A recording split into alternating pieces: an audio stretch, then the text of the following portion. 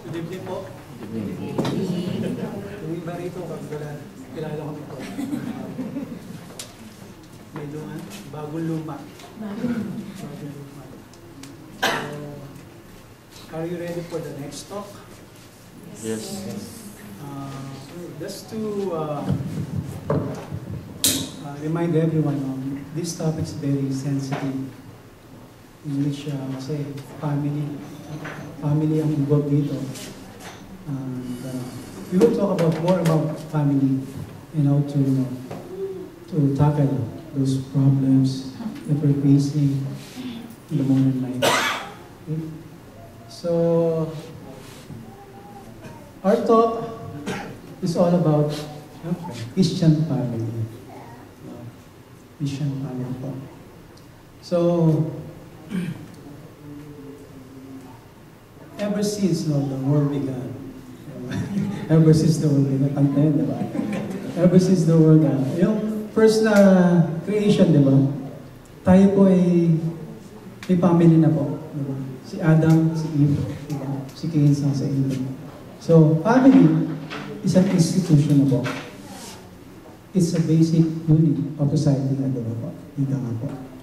So, in the modern world po, siyempre po, may family rin po. Diba po? But we know that the family, every now and then, is under attack. We are under attack. By what? Una po rito, divorce. Some countries po, divorce are legalized. Okay? US, Ireland, Argentina, and Chile. No? So, nakakatakot po, di ba? Kasi yung last 3 countries na binanggit ko po, Ireland, Argentina, and Chile, they're Catholic countries. So, bakit po? Bakit po sila nililegalize yung abort, yung divorce? Okay? Siyempre po, pag divorce po, may separation po. Right? And if there's separation in your family, ang common cause nito, ang epekto nito, magkakaroon po tayo ng broken homes. And did you know that based from an article way back in 2010, ang karamihan daw po ng mga galing sa mga broken homes na family po, ang kinalalabasan po nila, ano po? Yung mga bata, drug addict, mga bullies po.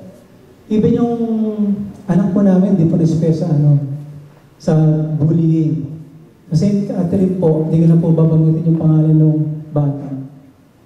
She came from a broken family po. So, pilit na lang po natin inintindi yung ganong cause ng bakit sila nagkagano. Okay? And of course, meron din po live-ins. Ano po ba yung mga live-ins? Yung mga hindi po kasal. Yung po nagkita po sa disco, no? Nagsama sila doon sang gabi, tapos doon na sila.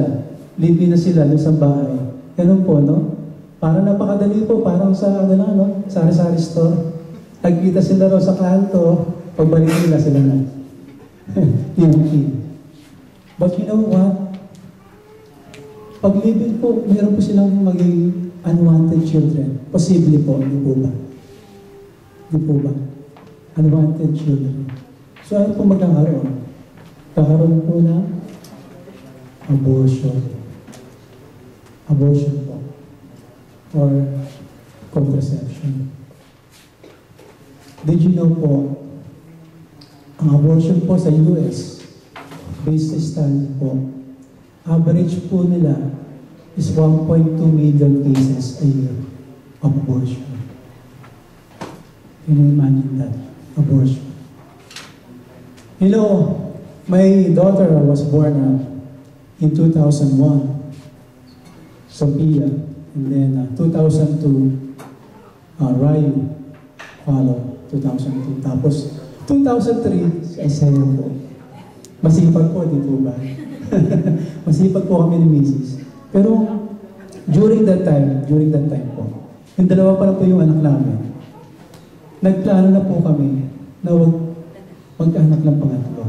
Kumbaga parang hindi masabalagan. So, ginawa po namin, gumamit po ng contraceptive pills po. Yes. So, contraceptive pills is a way of abortion. Abortion po siya.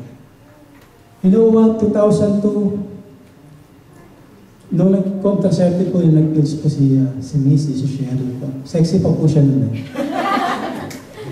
Ang problema po kasi namin, teenager pa lang po siya na. 18 pa lang po siya na. That year. We have that second child. So, imagine po, yung third child po namin, ayaw po namin talaga, hindi po namin talaga gusto na magkaroon. Kaya nag-pills po siya. But you know what? Parang parang naisip ko lang ngayon na sabi siguro ng anak namin doon, noong time na yan, Papa, Mama, I want to live. I want to live. Imagine yung 1.2 million na yun na bata. No? They want to live too. They have the right to live. No? But no one speaks about their right, to fight for their right. So, kung meron po kayong mga propaganda naririnig, no? Against abortion, wag po kayong maiyak. It's their right, no? Saka sinasabi sa atin ng Diyos, ipaglaban po natin sila. No? My child wanted, I want to live. So siguro, kung natuloy po yung pag-ipis po niya ng misis, siguro hindi po namin may experience yung hug ng bata. Yung kiss ng bata. And you know what? Napaka-gentle ng bata. Siya yung pinakamalapit sa mga anak namin. And kung tinuloy po namin, hindi po namin may experience yun. And it's so sad, no? Nangyayari ito sa akin. Even in Canada, no? There's a study, may article po na 800 average per year of abortion, cases of abortion.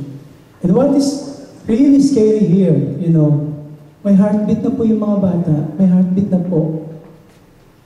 And yung iba po, dahil po defective, tangi na po nila sa ultrasound. Pwede po nilang hindi ituloy yun. And you know what? Abortion happen.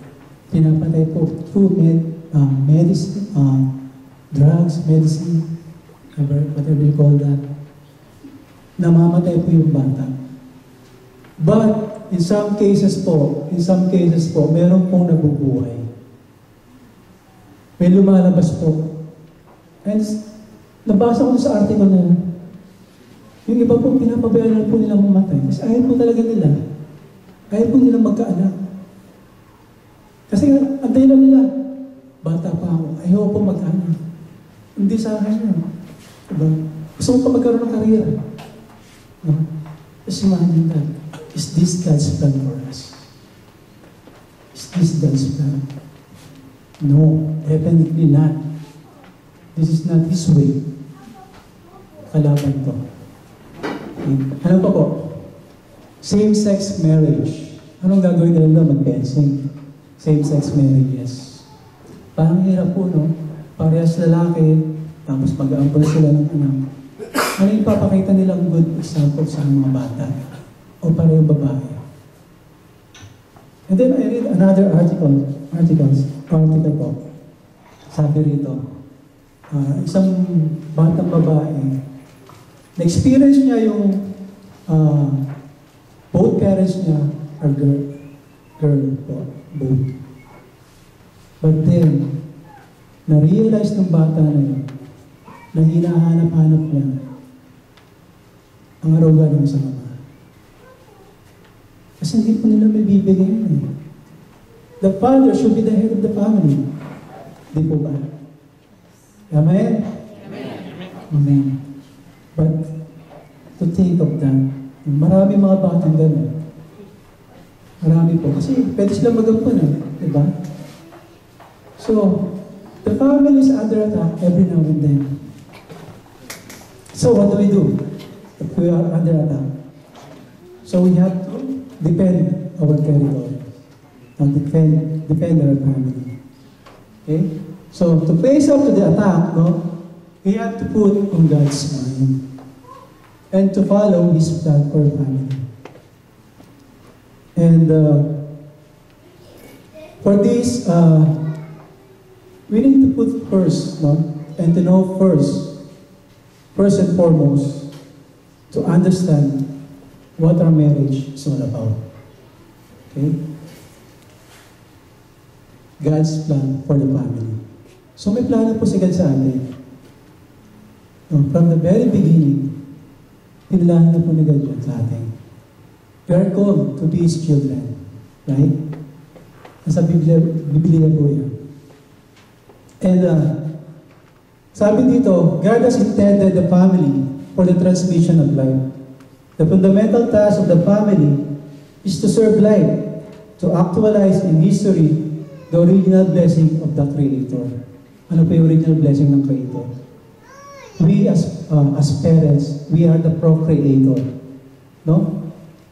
Kino-conceive natin yung mga bata, yung mga babae, nagiging procreator po tayo. Di ba napakagandang blessing po yun?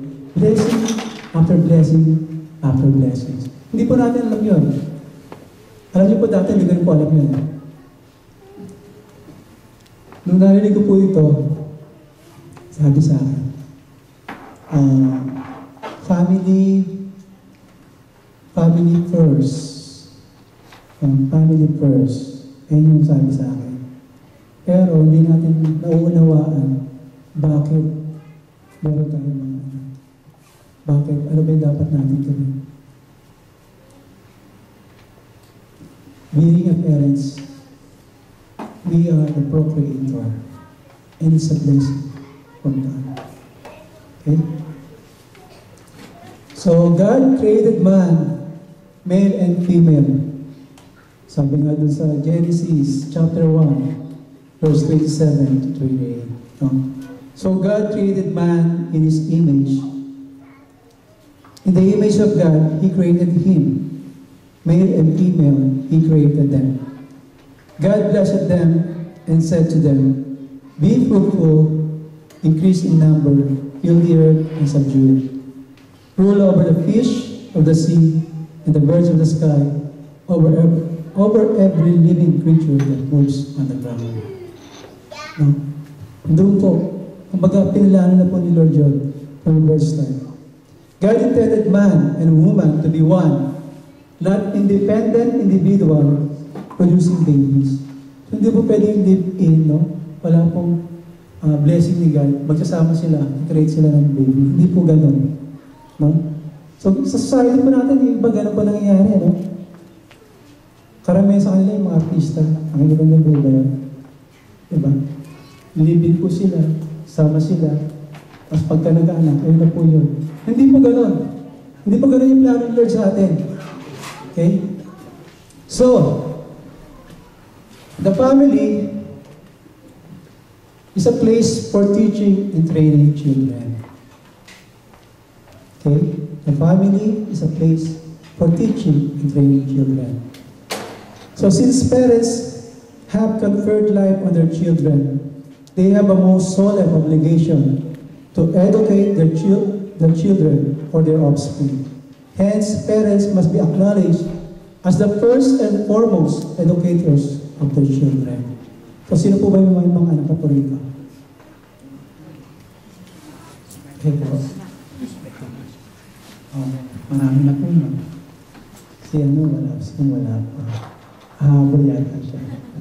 Pero at least, malalaman mo na, diba? Dapat, ang parents, siya po dapat ang first teacher. Hindi po yung mga guro nila sa school, hindi po yung mga friends po, dapat po nagsisimula sa atin as parents. Okay? So, katulad po sa amin, no? Mga bata po, alala ko po, mga bata pa po sila, tinuturuan na po namin sila magdasal po. Every day, every night. And even pray sa dinner, sa sama-sama po kami together. And sometimes po, meron po kami group prayer po sa gabi po. Kami-kami po. Nakakatuwa po kasi yung mga boys po, 3 boys, sila pa po minsan nagpapaalala sa amin mag-pray. Yung group po kami. Nakakatuwa po. Siguro kung mauumpisa niyo po yun in the early stage of their life, siguro po, pwede rin po maging gano'n. Hindi po perfecto, but moving forward, parang gano'n din po mangyayari sa atin. And even po sa yung pagbabasa po ng Bible, early stage of their life, parang nandun na po agad, may sarili-sarili po silang Bible. Nakakatuwa po, minsan po kasi talaga, yung pag matutulog na po kami, check po namin yung mga bata. Nakikita namin minsan sila, nagbabasa ng Bible, tapos tahimik ba? Tahimik, nag-pray by themselves. So, parents have the first responsibility for the education of their children. They bear witness to this responsibility first by creating a home where tenderness, forgiveness, respect, fidelity, and disinterested service are the rule. So, hindi lang po pala mga math, no? Hindi lang po yung ng English languages ang natin turo. Okay? We have to teach them respect, forgiveness, tenderness. And paano po yun? Hindi po ito formal study. It means you will do it in your everyday life. In your everyday life. So, you will lead by example po. You will lead by example. Kung ano po yung nakikita nila, yun po yung gagawin nila. Right? Lalo na po yung mga bata po na 6 to 12 years old, parang nag-i-imitate sila. Kumukuha sila ng figure. Like for example, the boys, kumukuha sila ng father figure. For our daughter, naghanap sila ng yung parang ginagaya nila. Right? So, ito yung kanina, yung live-in. Paano naman mangyayari yung parehas boys o parehas girl? Paano po sila makakuha ng mga image na gano'n? Diba? Paano po sila makakapagbigay ng good example? Okay. So the family is a place to transmit wisdom and values of life. Teaching is not formal, tayo sabi kanina, but rather comes in the everyday activities in our home.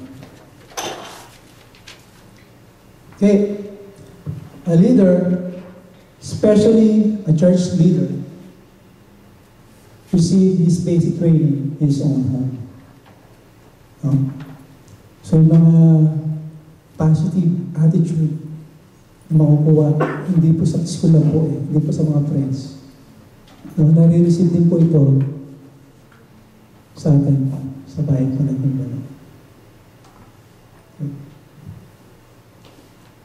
The family is a domestic church. Do you believe that? The family is a domestic church. So parents, especially the fathers, mga parikoy, especially the fathers are to be the priests in the family. The priest. Ano po yung ginagawa ng priest? Nag-sermon? Okay, so the primary responsibility po is to present God to their families. No? To present God to their families. We, being a priest in our home, we should present God in our family. Paano po? Through prayer. Through prayer po. Tulad po na explain ko kanina, kailangan po nakikita sa atin. Hindi naman pwede magtuturo tayo kung mag-pray ka, magdasal ka. Pero kayo po, hindi po kayo nag-pray. Tulog na ako agad. Ganun po ba tayo? Natutulog na agad? Minsan po, pagpagod na pagod po. Pero, doon, minsan po kasi, pag pagod na pagod po, pwede mo po kayo magdasal ng kahit short lang po. Like for example, Hallelujah, Hosanna. Diba? Parang magkakasama lang po siya. At least, nag-pray po kayo. Diba? Kahit pagod na po kayo. Yeah.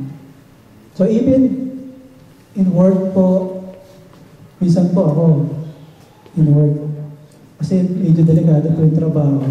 O minsan po, pag yun troubleshoot po ng mga makina po. Parang minsan po napakahirap po. But you know what? Magpipray po ako.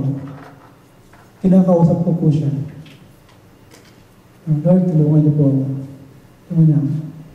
And it's so good kasi lumilipas yung oras, lumilipas yung minuto. And after that, naaayos po yung problema po. Naaayos po. Mabisa po yung prayer. Napakabisa po.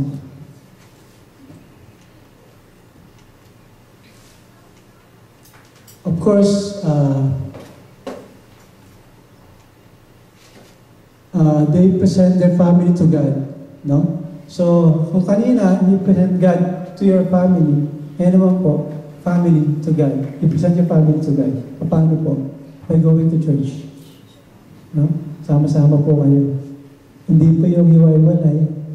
Pero okay lang naman po yun. Pag busy po. Yung busy po, diba po? Sa schedule po natin, iba po kasi sa atin, yung mga anak natin, nag-work na po. So, hindi po may iwasan yun. But if you have time po, make it po na kailangan po magkakasama po tayo para nagsisimba po. Minsan po kami, pag nag-serve po kami sa choir po, sinasama na po namin yung mga bata. Lalo na po yung kararating lang po namin dito sa Regina. Kasi mga maliliit pa po sila. Hindi pa po pwede iwan sa bahay po. So ginagawa po namin, lagi po namin sinasama. Saan po kami pumunta, kasama po namin sila. So naunawa ko po yung mga maliit na bata po. Ganon din po kami, dumaan po kami doon. Okay. So, why God's plan for family is not happening? Bakit po? Maganda naman po yung plano ni Lord para sa atin, di po ba? Bakit po hindi nangyayari yun?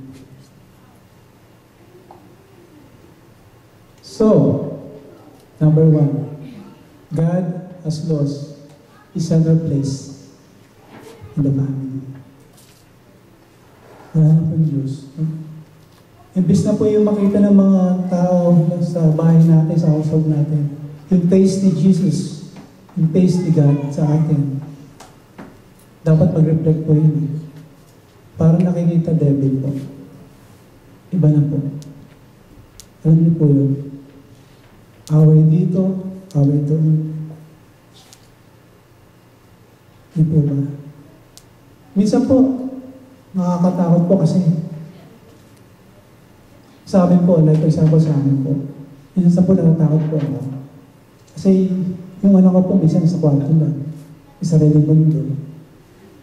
May ginagawa. So kung hindi niyo po yung babantayan, hindi niyo po babantayan yun, darating po yung oras, yung panahon, baka hindi niyo na po alam, adik na po yung bata, or napapalayo na sa simbahan. Okay? And then, sa church po, pag umatin po tayo ng church, tinatapos po ba natin misa? Baka mamaya kumakanta yung choir, umaalis na tayo. Is it a good example? Is it? Kasi nagmamadali ka. Sayang oras mo. Binabayaran ka. Pero dapat po tinatapos po natin. Set by example po. Set by example. Kailangan, nandun kayo on time, matatapos nyo, kailangan tapusin nyo rin pati yung pinaka-message. Kasi yun yung pinaka-uling message yung kanta, di ba? May kanta po yun, may message po yung kanta na yun. And it's good to sing with your fellow Christians po, and your family together. Di po ba? Minsan po nakakalimutan po natin yun. Okay? So, parents do not bring up their children in the discipline and instruction of the Lord. Tapos, parents look instead to psychology. Ano po ba yung mga psychology na yun? Can you tell me some psychology in bringing their children? Isa po rito yung let the children cry. Bakit po? Sabayan natin yung Umiyak na umiyak yung mga bata, yung mga maliliit. Bakit po? To train them to be independent. Psychology po yun. And of course, meron po tayong reward versus punishment. Diba? Alam na po natin yung reward, diba po? Pag may ginawa pong maganda si Butchokoy, bibigyan po natin ng ano po, ang pera, electronics, ito ba? Or time to play, Xbox, yung computer. Ano po? Maganda po yun. Maganda po yung reward system na yun. But, there's something missing. Dapat ginagawa natin na true love. No?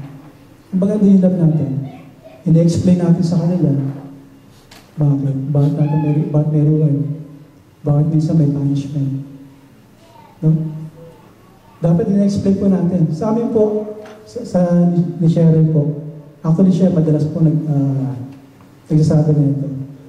Kapag nagkakaroon po ng problema, nabawa po, makulit yung bata, napagalitan po yung bata. At the end of the discussion, yung sermon, kinakausap niya po yung mga bata po. Ini-explain po bakit po ginawa. Ano po ba yung problema?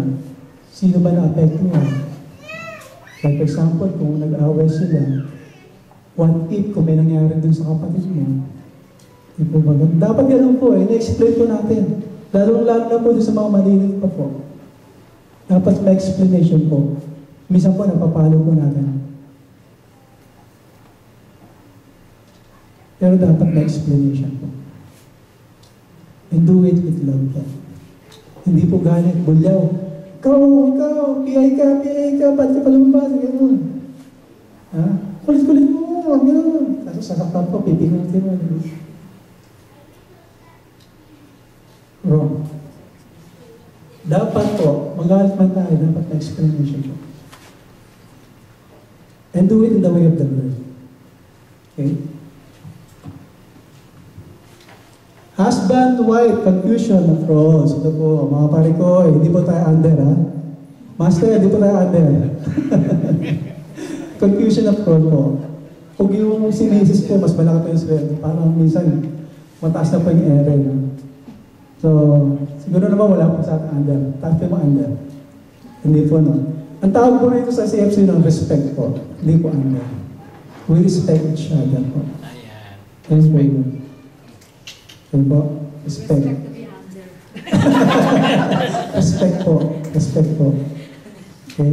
You learn to respect each other.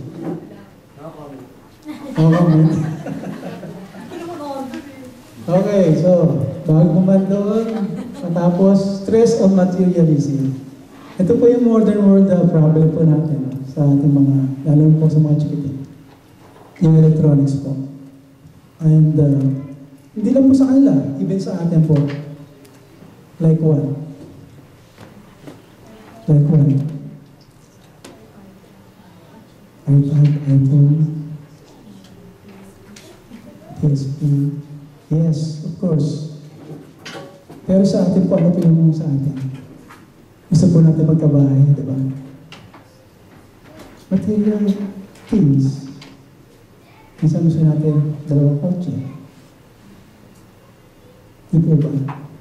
And then, magtatrabaho po tayo tatlo kasi kailangan natin magbayad ng mortgage, ng insurance, ng pagbayad sa loan. Ano po gagawin natin? 10 minutes na lang? Wala pa nga sa kalahati eh. Di po ba? Minsan po, nawawala na po yung yung time natin with magkabanding sa anak natin. Sa amin po, my wife po, hindi ko po maintindihan. Kasi nagkakaroon pa rin po kami ng time minsan po, hindi po lagi, one-on-one, or banding yung mga anak po namin. Yung bang sa sports, sadalhin po namin. Sa mga drums. Can you imagine that? Kasi napaka-busy po namin, and then nakakagawa pa rin po kami ng mga ganun bagay.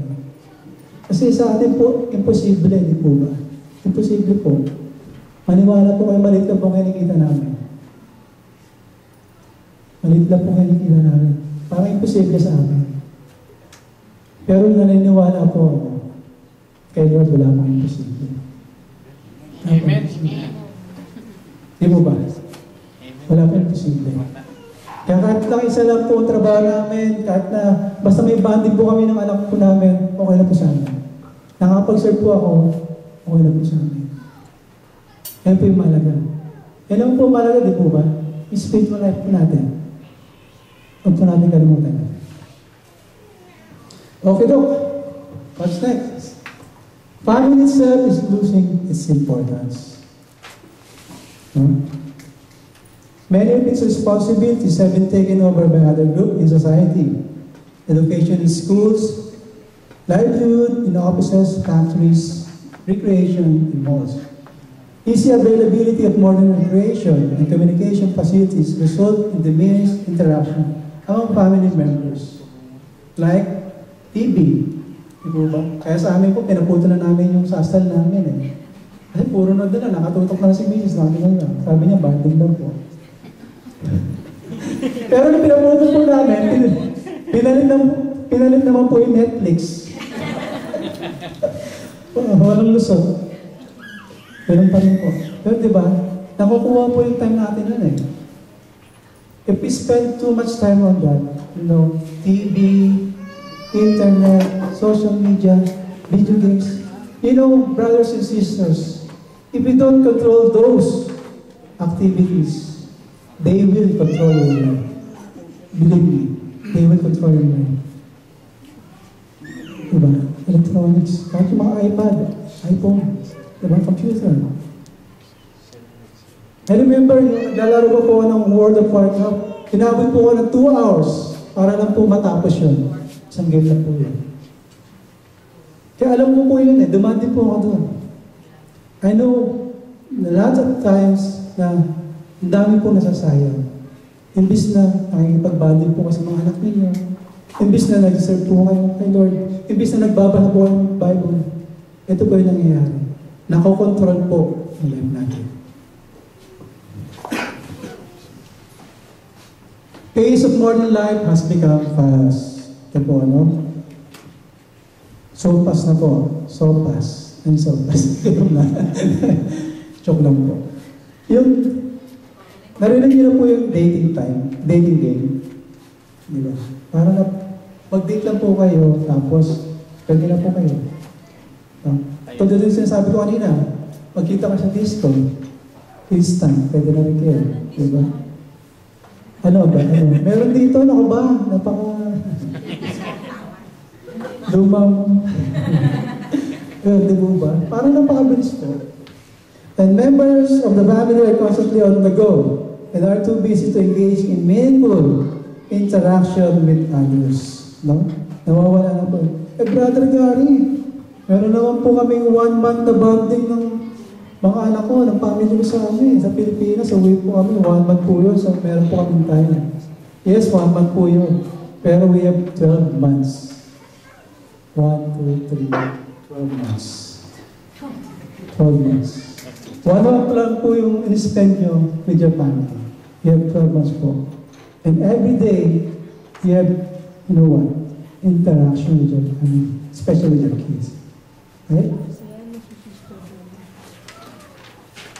Earning a living is taking a big chunk of the time of fathers and oftentimes of mothers as well, leaving little time for family.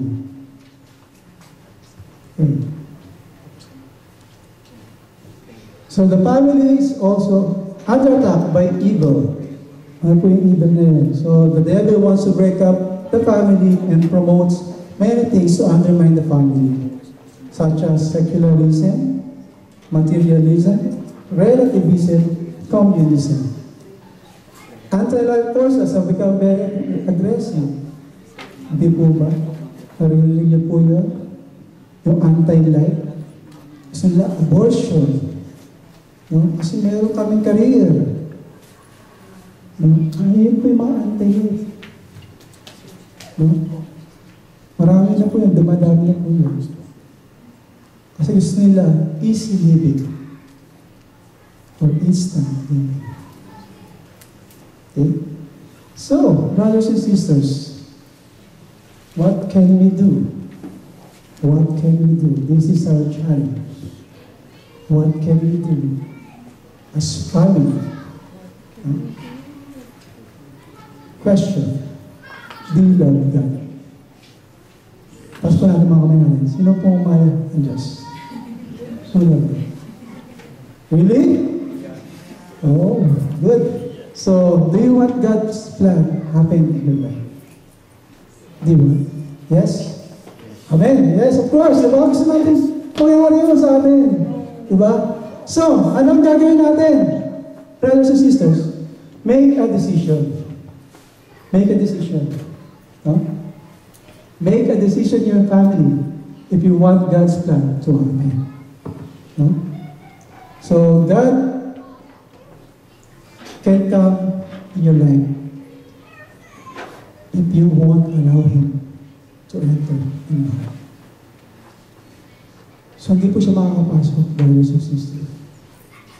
Kailangan mag-decide po tayo. Not tomorrow, not next week. Kailangan po mag-decide po tayo ngayon. Hindi po natin alam kung walang po tayo kung ano yun. You have to make a decision. Okay? So, make time for the task of building a strong family. No? And we must also pray together as a family.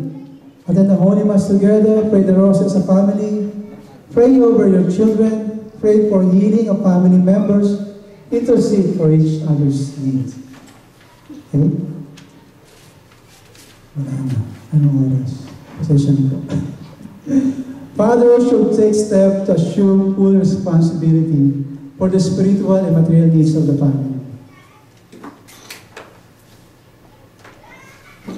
Number 5, learn more about God's vision for your family.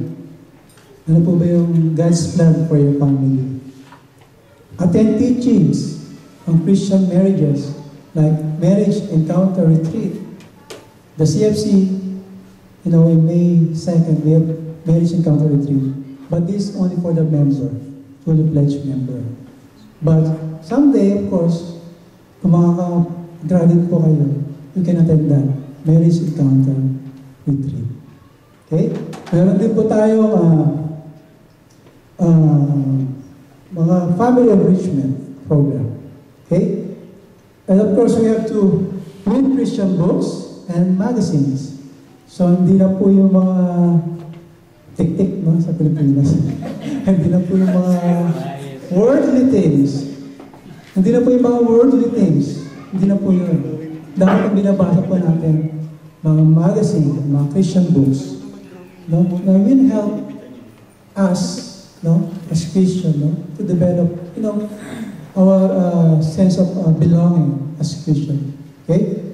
And then, Familiaris Consortio is the apostolic exhortation of Pope John Paul II. So, ito yung sinulat ni Pope John Paul II para sa family. So, pwede rin po natin basahin yan. Okay? Of course, we have to seek other couples for support. Dito po sa Couples for Christ, isa po sa mga blessing po namin, sa isang household po, magkakakilala po tayo. And there's support. And I remember, kung kami po nagsisimula pa lang dito sa Couples for Christ, nung nawala po ako ng trabaho 2 years ago, may mga nagdala ng mga tulong sa amin. And then yung dumating po pala yung mga family ko po, 2011, wala po kami matira. Pinatira po kami ng 1 month. Kila Brother Ronald Jambit po. So ganun po yung support ko rito. Napakaganda po, isa pong blessing po ito sa atin. Okay? And this is what you can look forward to in the CFC community. CFC provides support and formation for families. In CFC, you can look forward to developing real friendships and life-giving relationships. Life-giving relationships. Especially if you do not limit yourself to attending just meeting, no? Meron din po tayong General Assembly, meron din po mga household meetings. So marami po. So, wag lang po yun sa mga fellowship po. Marami pa po. Okay? Okay. Doon po nag-end ang ating talk. For what? Conclusion po. So, yung sinabi ko po kanina kasi yung tanong ko, make a decision po. You have to make a decision in your life. We're saying that the children is the future. No? But without the aid of us parents, hindi po mangyayari yung maganda future nila. So, nasa atin po mga kamay yung future nila. Tama po ba? And we have an example. We have a good example. Sino po? Yung family of Nazareth. Sino po? Si Joseph, si Mary, and si Jesus. No? Just like them, they experience hardship in life. No? They experience yung same natin, as normal people. So meron po tayong, parang tinitingala natin nilalain, no? Holy Family of Nazareth, our model. Number 2, God has a plan for our families. Do you believe that? Amen. Yes. But the evil, yung sa paligid po natin, hindi po sa paligid natin, may evil po na gustong po sa akin, yung plan na yun ligay sa atin. Meron po, maniwala po kasi hindi. Gusto niyang wasakin kasi naiigit siya. Because we experience love, we experience peace, we experience happiness in our lives. So gugulin po tayo yan. Number 3, with all the challenges that our families are facing in this modern world, all the struggle, all the problems that we are facing, we need someone to guide us. Okay? We need someone to guide us. And it's the Lord. Okay? And we must pray that He will send us His Holy Spirit. Because that, the Holy Spirit, will be our support. Amen? Amen. Amen. And with this, may God be praised.